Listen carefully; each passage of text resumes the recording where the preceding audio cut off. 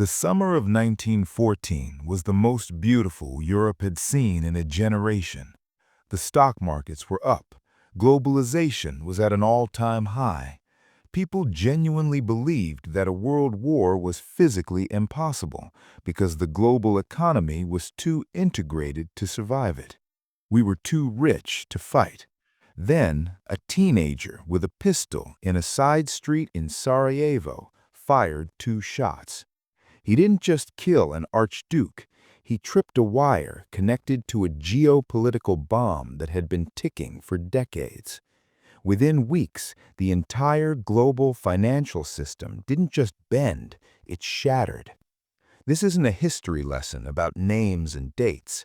This is a story about what happens when the world's biggest egos use the world's biggest economies to commit collective suicide. The world in 1914 was a giant interlocking machine of debt, pride, and secret contracts. Think of Europe like a room full of people tied together by the ankles. If one person trips, everyone hits the floor. At the top, you had the British Empire, the world's bank. Then you had Germany, the aggressive new startup trying to disrupt the market. To the east, Russia, a massive but crumbling legacy firm. And in the middle, Austria-Hungary, a messy conglomerate of 12 different languages trying to stay relevant. They were all connected by the alliance system. It was designed to keep the peace through a balance of power, but it worked like a digital smart contract. If A attacks B, then C must declare war on A. There was no cancel button. When Austria-Hungary declared war on Serbia to save face, the code executed. Russia mobilized to help Serbia. Germany mobilized to help Austria. France mobilized to help Russia. The logic was purely mathematical. In 1914, speed was everything. If your neighbor could put 2 million men on a train faster than you could, you lost. So everyone raced to the train stations. It was a mobilization trap. Once the first train left the station, the war was a mathematical certainty.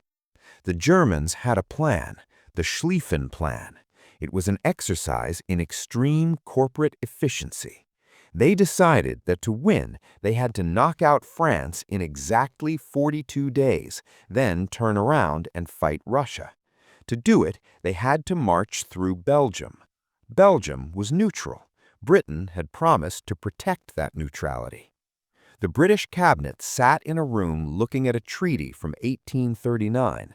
It was a scrap of paper, as the Germans called it.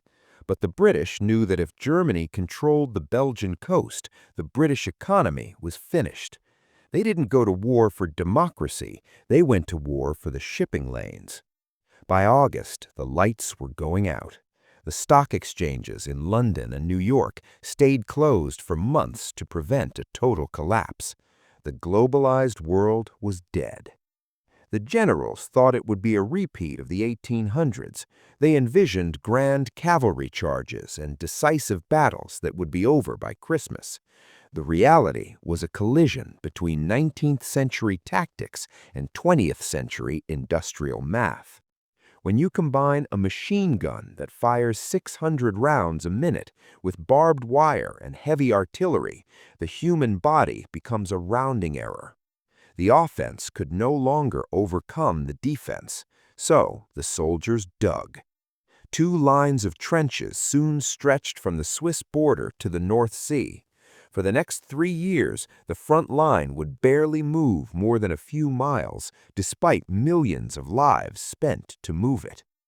This is where the uncomfortable math of attrition begins. In a war of attrition, you don't win by capturing territory. You win by making the other guy run out of 3 things: men, money, and bread. It became a factory war.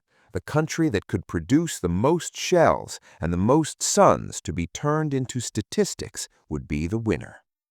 The scale of the waste was absurd. At the Battle of the Somme, the British lost 60,000 men in a single day. That's more than the entire U.S. casualty count in the Vietnam War happening between breakfast and dinner. By 1916, the war was costing Britain £6 million a day. That's 1916 money. To pay for it, they had to do something drastic. They sold off their foreign investments and started borrowing from a rising power across the Atlantic, the United States. The U.S. was technically neutral, but it was acting as the world's largest arms dealer and creditor. Wall Street was effectively funding the British and French war machine. If the Allies lost, the American banking system would face a catastrophic default. While the soldiers were dying in the mud for a few hundred yards of dirt, the empires were rotting from the inside. The British used their navy to blockade Germany, literally starving the German population. No fertilizer, no food, no rubber. The Germans responded with U-boats, sinking anything headed for Britain. In 1917, the math finally broke. Russia was the first to go.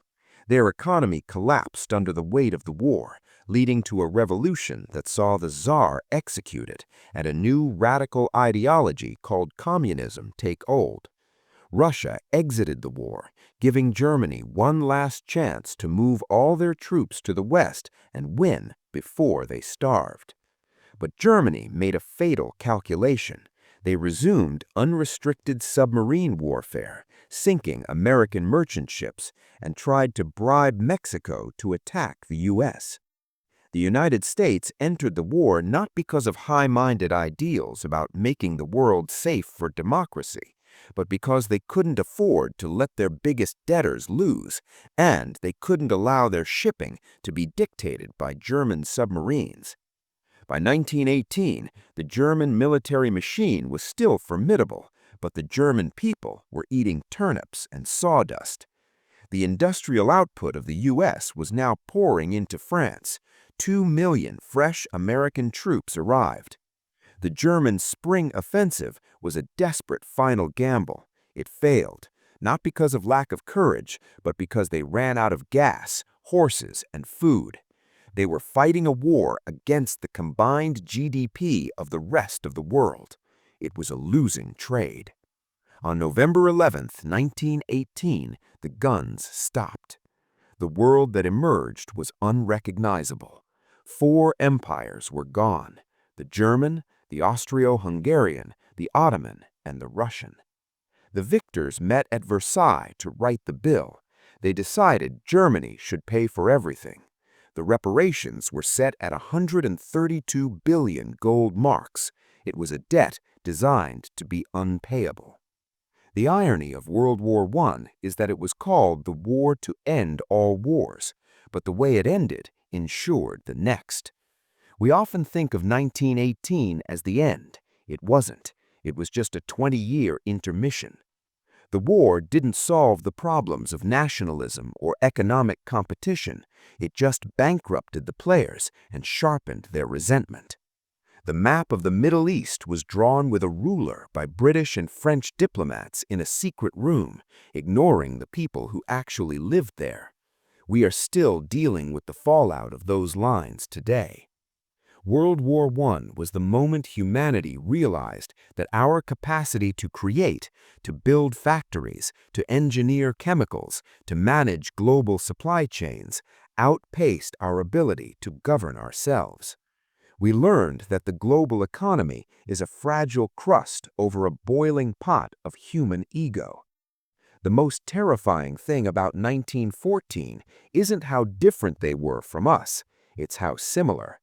They were modern, they were connected, and they were certain that a total collapse was impossible because it was irrational. But, as the millions of graves across Europe prove, history doesn't care about what's rational. It cares about what's possible. If the most connected generation in history could find a way to destroy itself over a wrong turn in Sarajevo, what makes us think we're any safer?